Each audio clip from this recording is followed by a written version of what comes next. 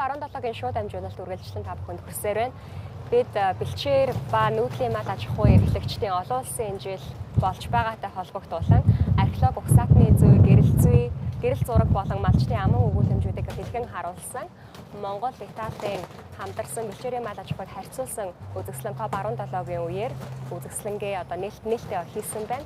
За энэ талаар мэдээлэл өгөхөөр студид маань ЮНЕСКОгийн Эвелдор нүүдлийн соёл иргэншлиг судлах олон улсын хүрээлэнгийн гүйцэтгэх захирал Мөнхтул Италийн этно археологийн холбооны ерөнхийлөгч Франциско Луглин нар ирээд байна. Hi, how are you? Thank you so much for coming. Өдрийн мэнд хүргэе.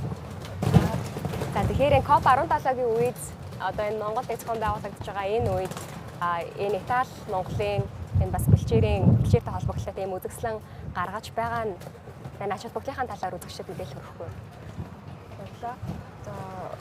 Өнөөдөр хүн төрөлхтөн уур амьсгалын өөрчлөлттэй шууд усаар холбоотой асар их байгаль экологийн одоо асуудалтай тулгарч байна. Тэгээ энэ яг эдгээр асуудлуудтай холбоотой хуралцдаг дэлхийн хамгийн том хурлыг Монгол улс маань энэ цагт Улаанбаатарт зохион байгуулж байна.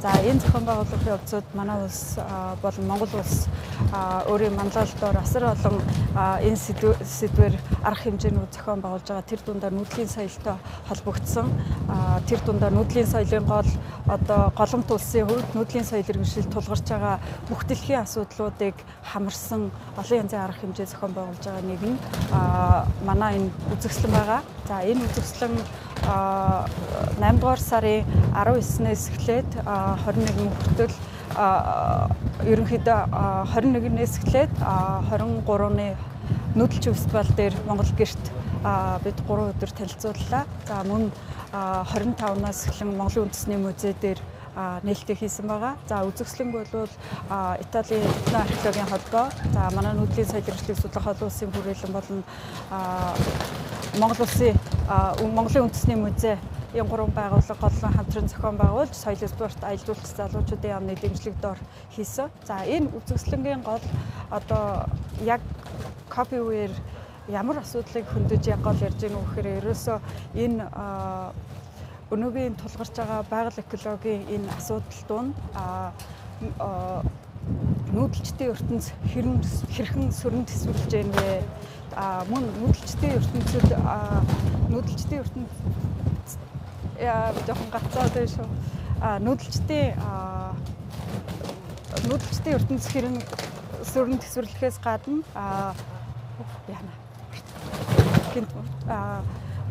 хэрхэн сүрэн төсвөрлж байна. За тэр нь ялангуяа төв алгалсан энэ нэг нь отор нүүдлийн шинжтэй мал аж ахуйтай нөгөөх нь байнгын 4 чигтэй хөдөлгөөнтэй ийм нүүдлийн мал аж ахуйн нийгмүүд хэрхэн сүрэн төсвөрлж явж байгаа асуудлуудыг нэгд хөндөж байгаа. Хоёрт энэ хоёр газрын нүүдлийн олон янзын хэлбэрийн хоёр гол чиглэлийг хоёр гол сонгодог жишээ болсон газрын нүүдлийн соёл ямар байгаа, мал аж ахуйн соёл ямар байгаа гэдэг агуулгыг харуулж байгаа. За дээрэс нь бол гол зүйл бол энэ цаг үед дэх энэ нүүдлийн соёлын мэдлэг бол өнөөгийн бүх дэлхийгээр ярьж байгаа тогтвортой хөгжлийн бодлоготой агаар нэг байгаа. Ягаад гэвэл нүүдлийн иргэншил бол сүлжил ч юм уу энэ уур амьсгалын өөрчлөлт гэдэгтээ суурин иргэншил шиг ингэж тэмцэх биш харин түүнтэй дасан зохицож ирсэн иргэншлийн хэв маяг юм а гэдгийг энэ үзэсгэлэнгээр гаргаж харуулахыг зорьсон. The next question is for you, Francisco. So you're from Italy and you worked as a curator for this exhibition, right? And you obviously had to study a lot about pastoralism in these two different countries. So what was the most interesting aspect during this curation process? Okay, I have studied Mongolian pastoralism for a long time with my husband. We have a mission with the sponsorship of the Ministry of Foreign Affairs of Italy, of course, and so I mean my topic is Mongolian pastoralism. So Italian pastoralism, even if I'm Italian, is not so. My research is not so important as my research in Mongolia. What it's important, why to make such an exhibition is, first of all, we must say that Italy and Mongolia has a long friendship. That's first of all. And I think it was important to investigate how Mongolian herders and Italian herders face, the same problems, current problems. And I think that it's pastoralism in Mongolia is fascinating, of course, fascinating everybody, and all over the world people love Mongolia and dream watching and pictures and videos about Mongolia, So it's a very different pastoralism, but they share the same common sense and the relationship with the nature, and this is the most important thing. To show how herders are so far, so many kilometers far from each other. They even with so difficult and so different pastoralism, because in Italy we have so many different ecosystems, seaside, and mountains and valleys and rivers and lakes, everything. So in Mongolia there are many ecosystems, but the pastoralism is similar, even if with many differences.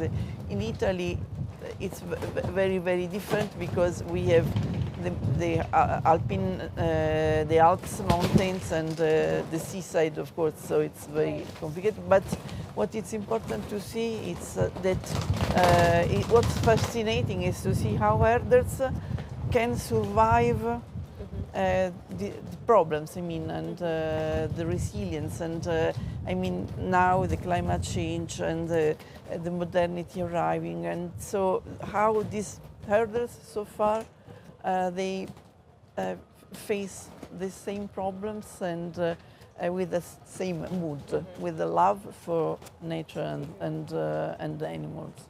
Thank you. Яа, сая бас Францискад дурдлаа те хоорондоо бас ялгаатай мөртлөө бас адилхан гэдэг чинь танаас бас энийг дэлгэрүүлээд асууя.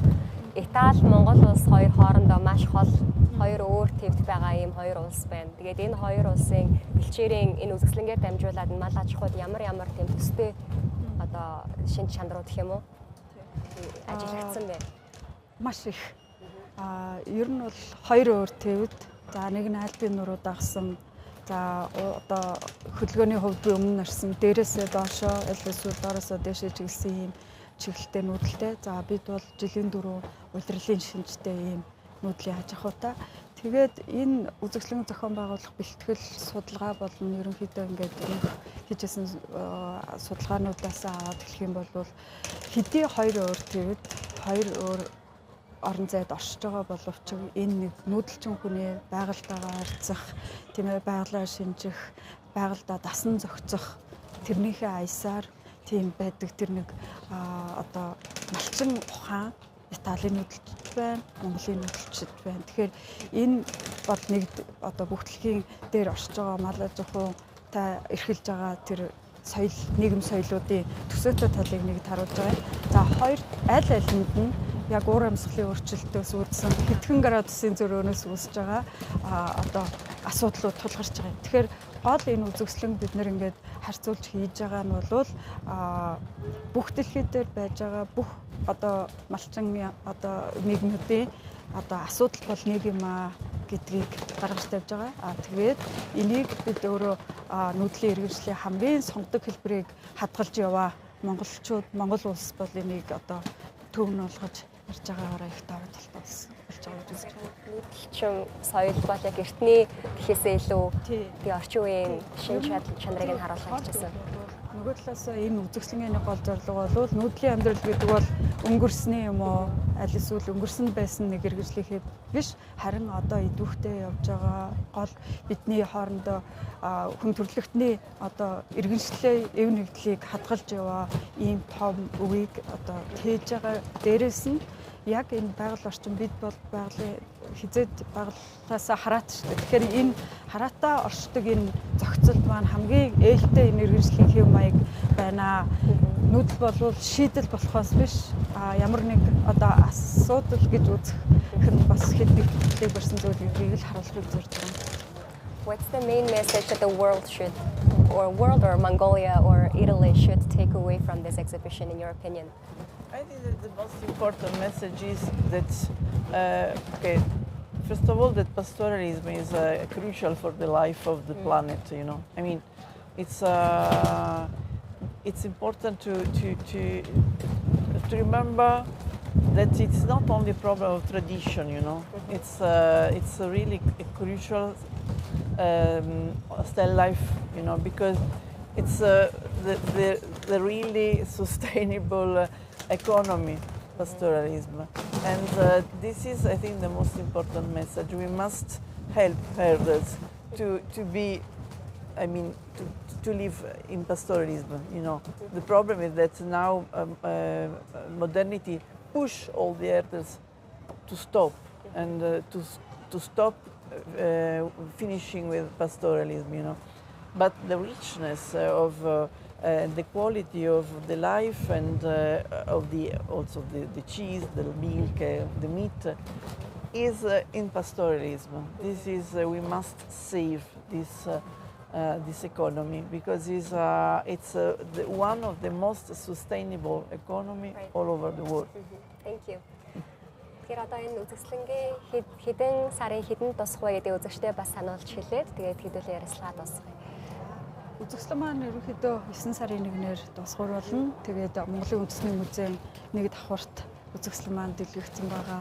Эрхэм үзэгч болон нүүдлийн соёлыг сонирхогч хэн бүхэн бид бүхний энэ үзэсгэлэнд тавтаа морилж дэлхийн 2 өнцөгт оршиж байгаа энэ малажхан соёл хэрхэн оршиж байгаа, хэрхэн цаг үеийн одоо байгаль орчны асуудалтай хэрхэн тулгарч хэрхэн түүнд шийдэл болж болохыг ирж таалан сонирхохоор гэж урах байна.